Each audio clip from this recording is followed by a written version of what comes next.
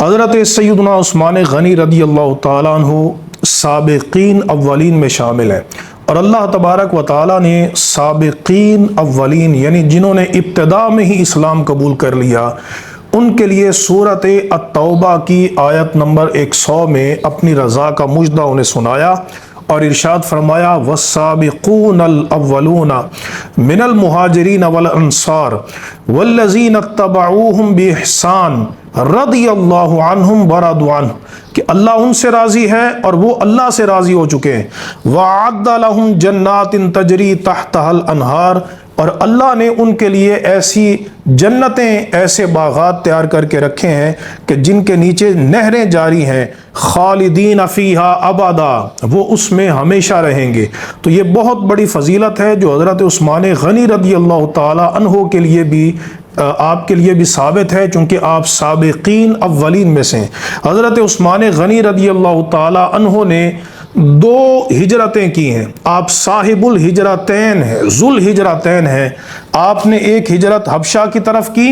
اور ایک ہجرت آپ نے مدینہ کی طرف کی۔ چنانچہ صحیح بخاری کی حدیث نمبر 3696 ہے، حضرت عثمان غنی رضی اللہ تعالی عنہ فرماتے ہیں کہ ہاجرت الہجرتین، کہ میں نے 2 ہجرتیں کی ہیں۔ حضرت عثمان غنی رضی اللہ تعالیٰ عنہ فرماتے ہیں واللہ ما عصیتہ ولا غششتہ حتی توفاہ اللہ، آپ فرماتے ہیں خدا کی قسم میں نے رسول اللہ کی کبھی نافرمانی نہیں کی اور نہ کبھی رسول اللہ کو دھوکہ دیا، یہاں تک کہ نبی کریم علیہ الصلوۃ والسلام کا وصال ہو گیا۔ حضرت عثمان غنی صحیح بخاری میں موجود ہے کہ حضرت عثمان غنی رضی اللہ تعالیٰ عنہ ان 6 افراد میں شامل ہیں کہ جن 6 افراد سے رسول اللہ صلی اللہ تعالیٰ علیہ وسلم اپنے وصال کے وقت میں راضی تھے۔ حضرت عمر رضی اللہ تعالیٰ عنہ سے یہ کہا گیا کہ آپ خلیفہ بنائیے، تو آپ نے فرمایا کہ میں یہ 6 افراد جن سے رسول اللہ راضی تھے ان کو مقرر کرتا ہوں، تم ان میں سے کسی ایک کا انتخاب کر لو۔ تو ان میں سے حضرت مولا علی شیر خدا، حضرت عثمان، حضرت زبیر، حضرت طلحہ، حضرت سعد اور حضرت عبد الرحمن بن عوف رضی اللہ تعالی عنہما۔ حضرت عثمان غنی رضی اللہ تعالی عنہ وہ عظیم شخصیت ہیں کہ جن کے لیے نبی کریم علیہ السلام نے آپ نے خود بیعت لی۔ آپ نے صلح حدیبیہ کے موقع پر جب صحابہ کرام سے بیعت لی اور اللہ رب العزت نے قرآن مجید کی آیات نازل فرمائیں کہ ان الذین یبایعونک انما یبایعون اللہ، ان میں حضرت عثمان غنی رضی اللہ تعالیٰ عنہ چونکہ کفار مکہ کی طرف تھے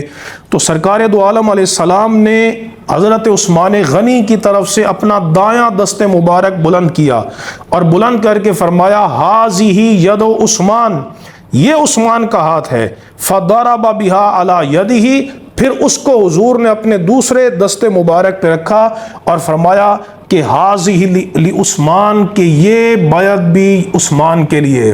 تو سرکار علیہ السلام نے اس بیعت میں سرکار علیہ السلام نے حضرت عثمان غنی کو شریک کیا۔ تو آپ اس قرآن مجید فرقان حمید کی اس بشارت کے مصداق ہو گئے جس میں اللہ رب العزت نے فرمایا لقد رضی اللہ عن المؤمنین اذ یبایعونک تحت الشجرہ، کہ بے شک محبوب اللہ ان مومنین سے، ایمان والوں سے راضی ہو چکا ہے کہ جنہوں نے محبوب درخت کے نیچے آپ کے ساتھ بیعت کی۔ حضرت عثمان غنی رضی اللہ تعالی عنہ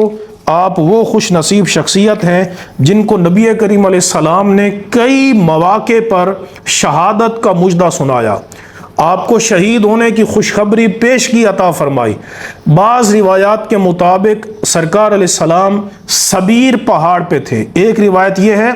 دوسری روایت سبیر پہاڑ یہ مکہ کے اندر ہے، دوسری روایت یہ ہے کہ نبی کریم علیہ السلام مدینہ میں احد پہاڑ پہ تھے، اور تیسری روایت یہ ہے کہ نبی کریم علیہ السلام مدینہ میں حرا پہاڑ پہ تھے۔ یعنی ان تینوں پہاڑوں پہ سرکار علیہ السلام حضرت ابو بکر صدیق، حضرت عمر، حضرت عثمان کے ساتھ بعض روایات میں آتا ہے کہ حضرت علی بھی ہیں، طلحہ بھی ہیں، زبیر بھی ہیں، ان پہاڑوں نے، ان تینوں پہاڑوں نے حرکت کی، حرا پہاڑ نے، ثبیر پہاڑ نے، احد پہاڑ نے۔ تو جب انہوں نے حرکت کی تو نبی کریم علیہ السلام نے ان کو ساکن ہونے کا حکم دیا اور فرمایا کہ انما علیک نبی او صدیق او شہید، کہ اے پہاڑ ساکن ہو جا، ٹھہر جا، تیرے اوپر ایک نبی کی ذات ہے، ایک صدیق کی ذات ہے اور ایک شہید تیرے اوپر موجود۔ تو شہادت کا مجدہ سنایا حضرت عثمان غنی رضی اللہ تعالیٰ عنہ۔ حضرت عثمان غنی کو نبی کریم علیہ السلام نے مغفور ہونے کا، کہ ان کی بخشش کر دی گئی ہے، یہ مجدہ سنایا۔ وہ حدیث پاک جو موجود ہے کہ نبی کریم علیہ السلام نے جیش الاسرہ میں فرمایا کہ من ينفق نفقۃ متقبلہ، سنن الترمذی کی حدیث نمبر 3700، فرمایا کہ کون ایسا ہے جیش الاسرہ میں وہ خرچ کرے تو اس کا خرچ قبول کر لیا جائے گا۔ تو حضرت عثمان غنی رضی اللہ تعالیٰ عنہ کھڑے ہوئے، عرض کی یا رسول اللہ صلی اللہ علیہ وسلم 100 اونٹ، علیہ 100 بعیر، 100 اونٹ ان کے کجاووں کے، ان کے سامان کے، یہ اللہ کے راستے میں دوں گا۔ سرکار نے دوبارہ ترغیب دلائی، حضرت عثمان غنی پھر کھڑے ہوئے، عرض کی یا رسول اللہ علیہ 100 بعیر، 200 اونٹ ماں سامان کے، پالان کے، میں آپ کی خدمت میں پیش کروں گا۔ میرے آقا علیہ السلام نے پھر ترغیب دلائی تو حضرت عثمان غنی کھڑے ہوئے، عرض کی علیہ 300 بعیر، یا رسول اللہ 300 اونٹ میں آپ کی خدمت میں پیش کروں گا۔ علماء نے اس کا مطلب یہ بیان کیا ہے کہ میں 600 اونٹ آپ کی خدمت میں پیش کروں گا۔ اور پھر وہ نبی کریم علیہ السلام کی بارگاہ میں، ایک روایت میں ہے کہ جاء عثمان الی النبی صلی اللہ علیہ وسلم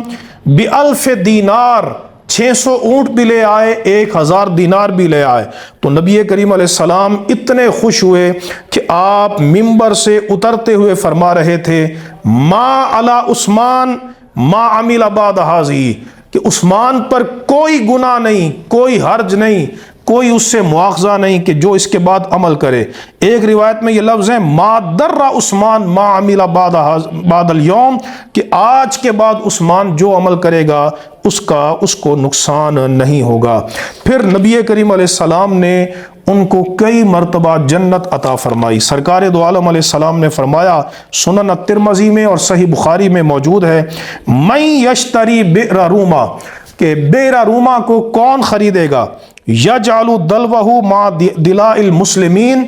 بخیر لہ منہا فی الجنہ، تو اس کو جنت میں اس سے بہتر عطا کیا جائے گا۔ تو حضرت عثمان غنی فرماتے ہیں فاشتریتھا من صلب مالی، کہ میں نے اپنی ذاتی گرہ سے اس بئر روما کو خریدا اور مسلمانوں کے لیے وقف کیا۔ جب مسلمانوں پر مسجد تنگ ہو گئی تو نبی کریم علیہ السلام نے فرمایا من یشتری بقعۃ آل فلان،